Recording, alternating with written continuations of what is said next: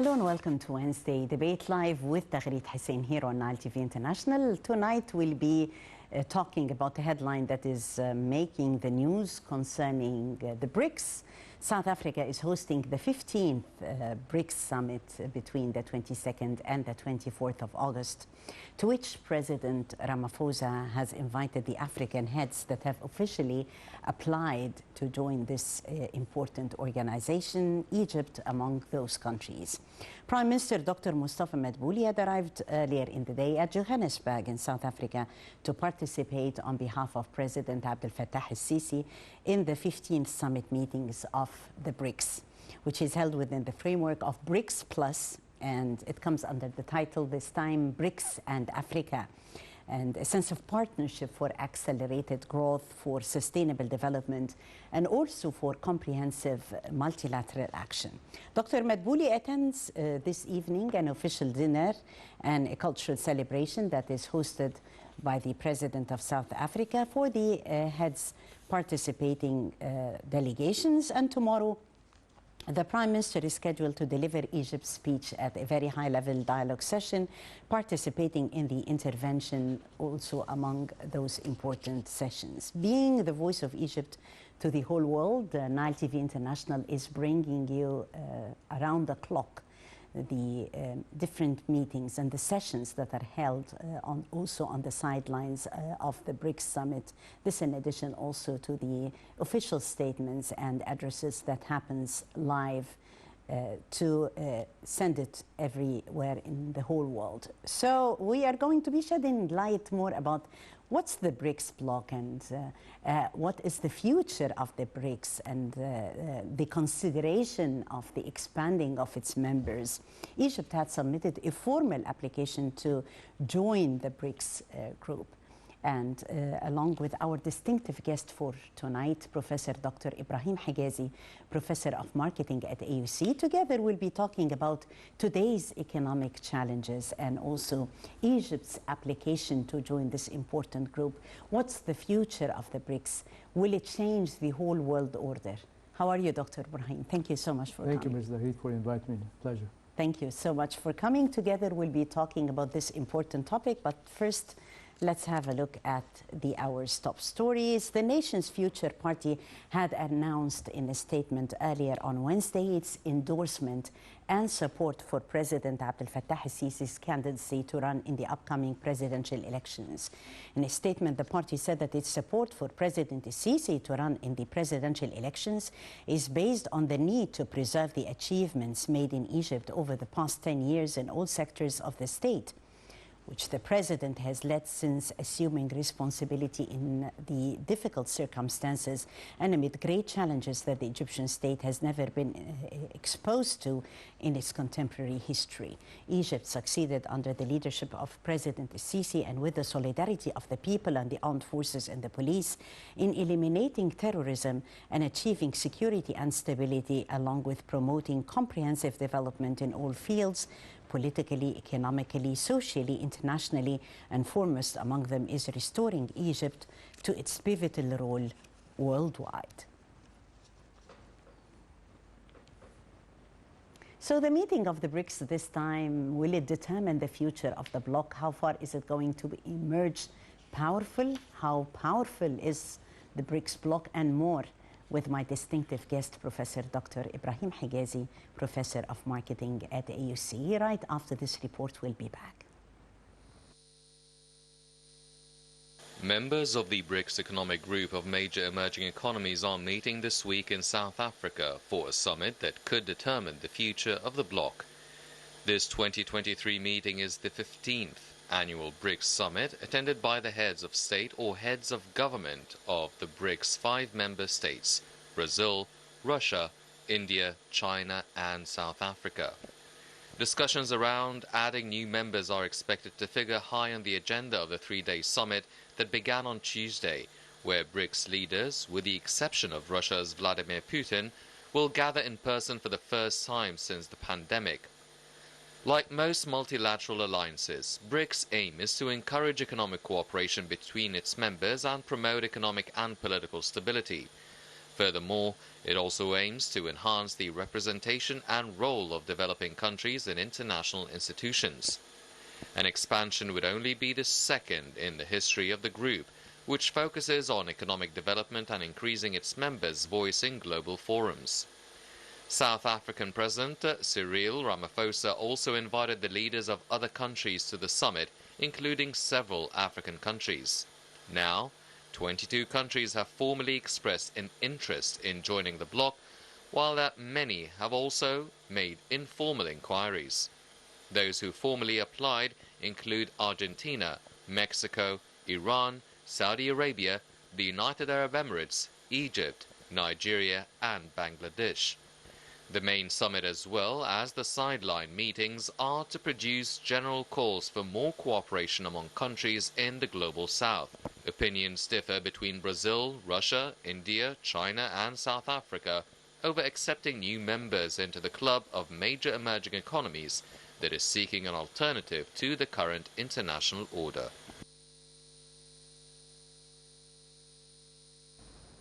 So the BRICS Summit 2023, what's the BRICS, Professor Hagazy, in the first place, and why is BRICS 2023 having all this worldwide attention, and why expanding BRICS now?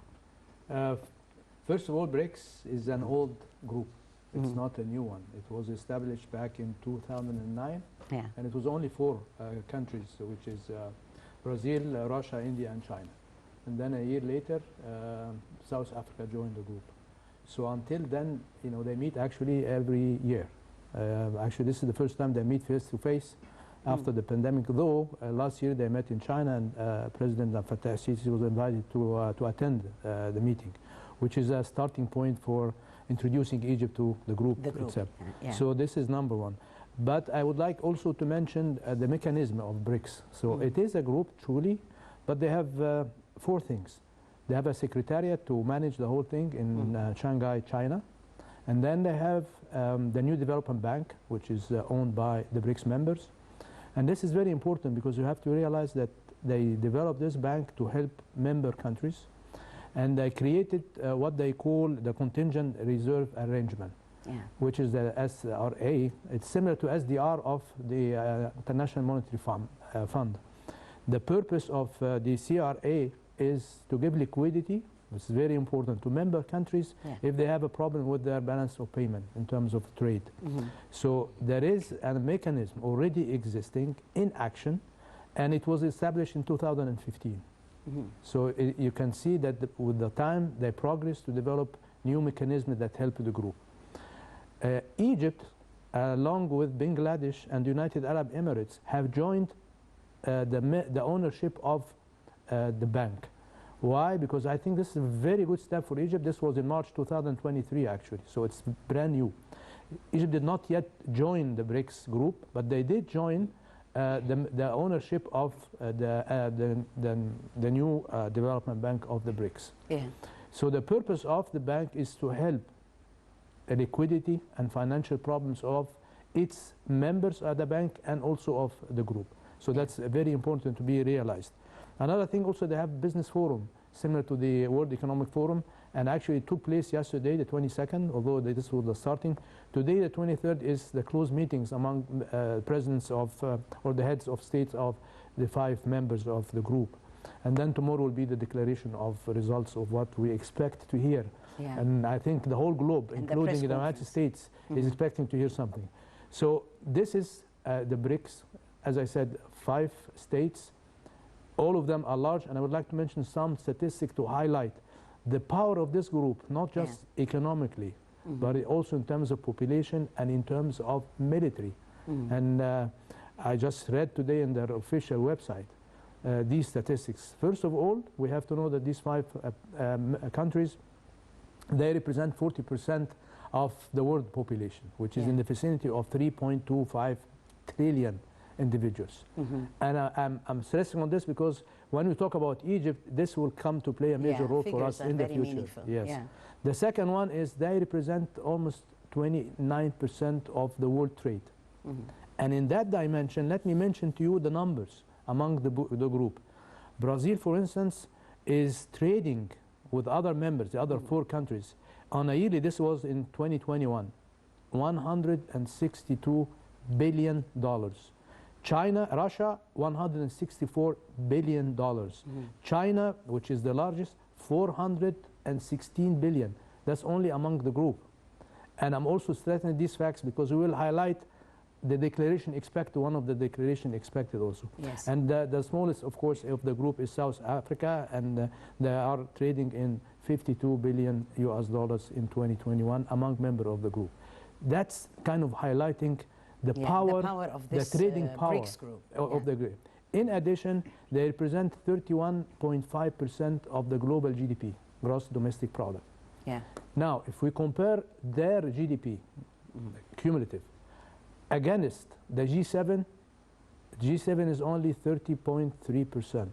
So you have a bloc now, or a group, where the GDP of that group is larger than the GDP of the largest 7 nations. Are they aiming to replace the G7?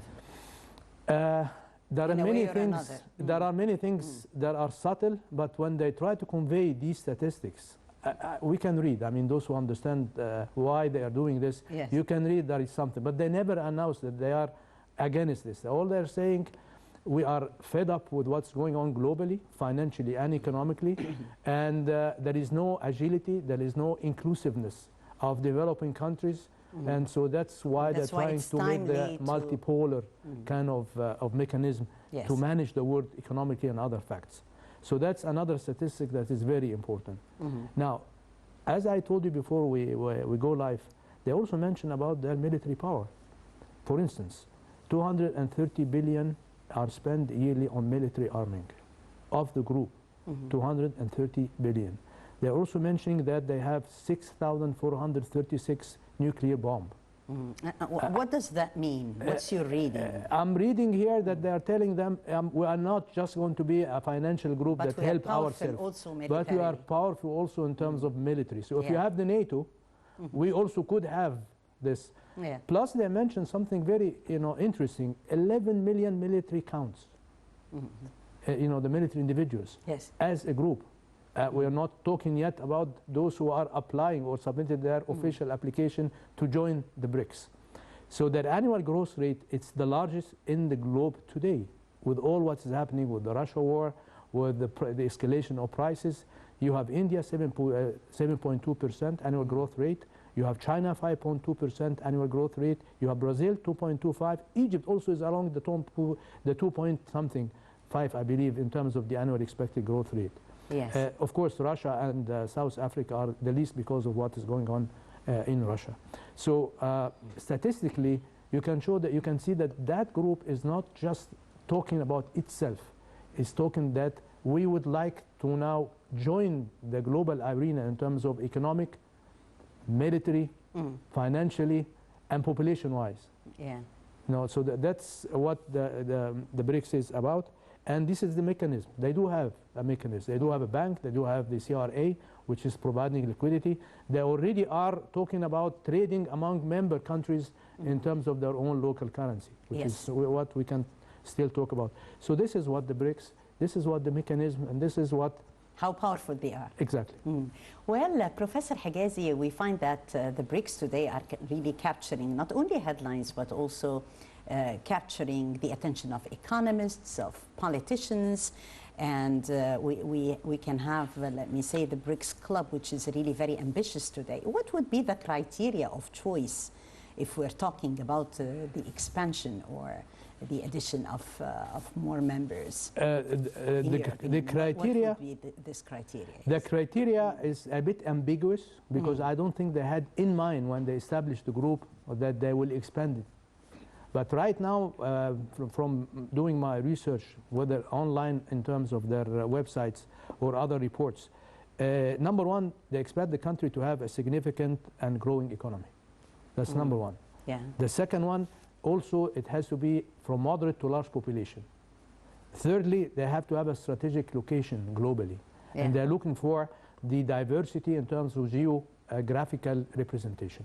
So these are important issue. The last one is the country has to be politically and economically stable.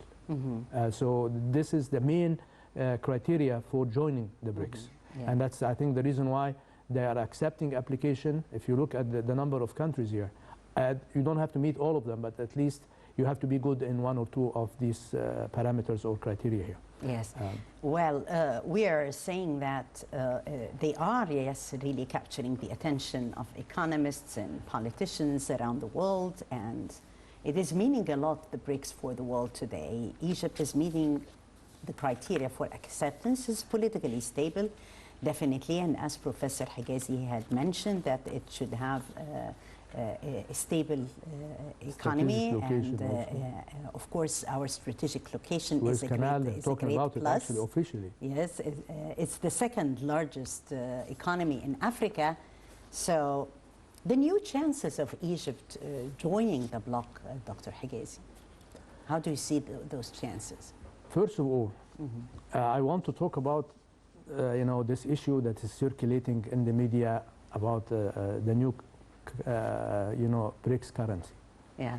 Because everybody is talking about it, and they started to give it a value. Yeah, everybody is talking whether they are going to have their own currency or not, or is it going to be the currency of the country, the member country? I don't think so. Indeed. Because if you accept another 20 plus countries as the first pipeline to come, I don't think it's going to be easy. And it's not, and as they mentioned, the Minister of Foreign Affairs of South Africa, he said, we are not coming to replace the dollar. The dollar will stay dominant, but there is a but here, but we would like to balance it, meaning that this currency could be working, and they said it bluntly, in the next 10 years, according to the chairwoman of the New Development Bank of the BRICS. So they don't expect to find it in the agenda very soon.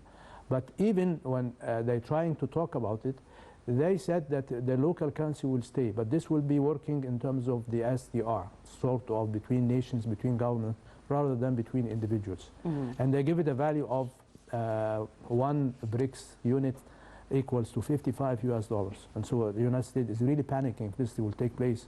Then it's going to be a major disaster. They call it the perfect storm in terms of what could happen to the United States. But what Egypt should expect from a couple of things. First of all, Egypt is already going to benefit from being an owner and a shareholder in the New Development Bank of BRICS, of the liquidity in terms of the trade deficit and the balance of payment.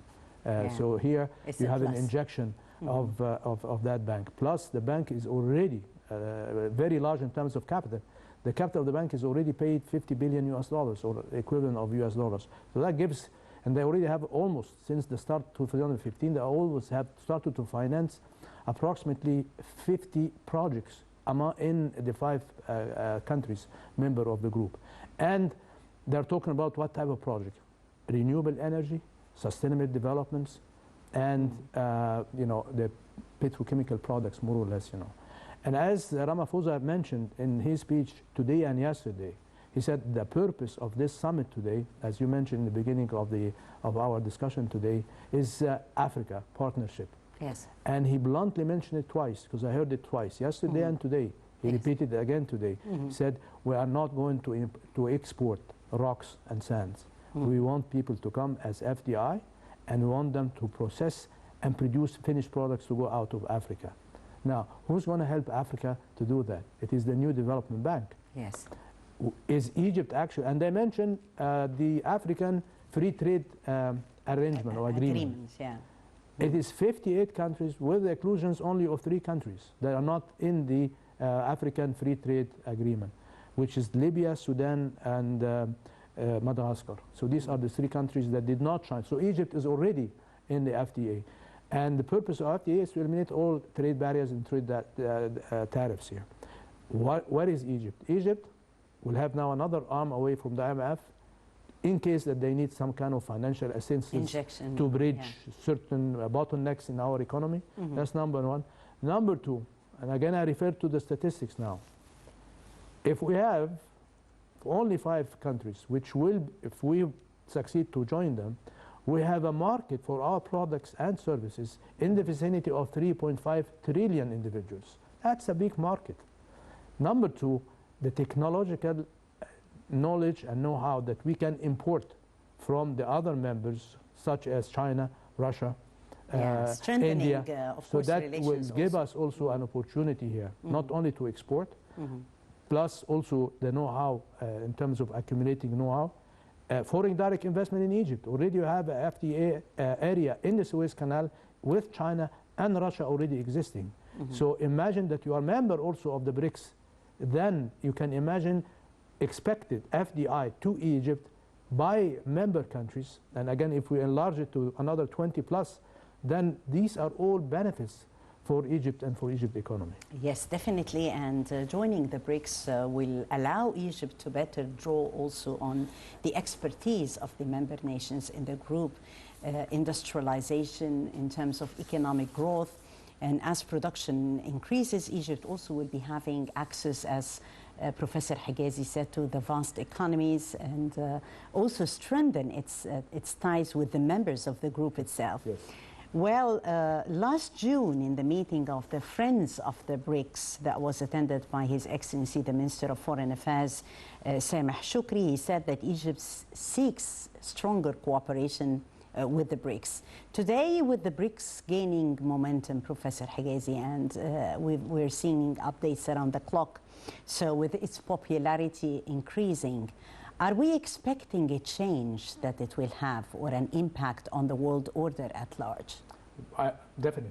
The answer is yes. And it is a strong yes, in a sense that who control now the financial aspects globally?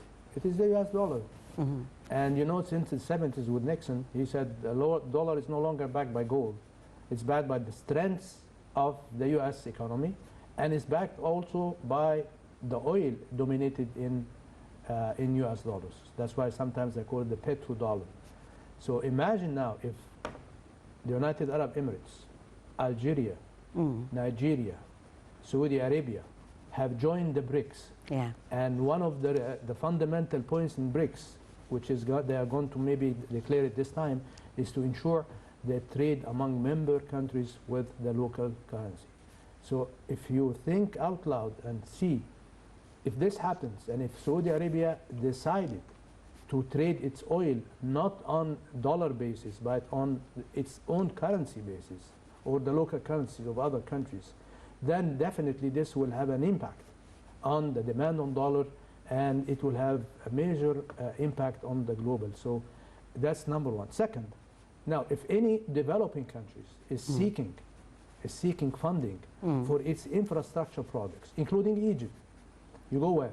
You go to multinational, international institutions like World Bank and the IMF.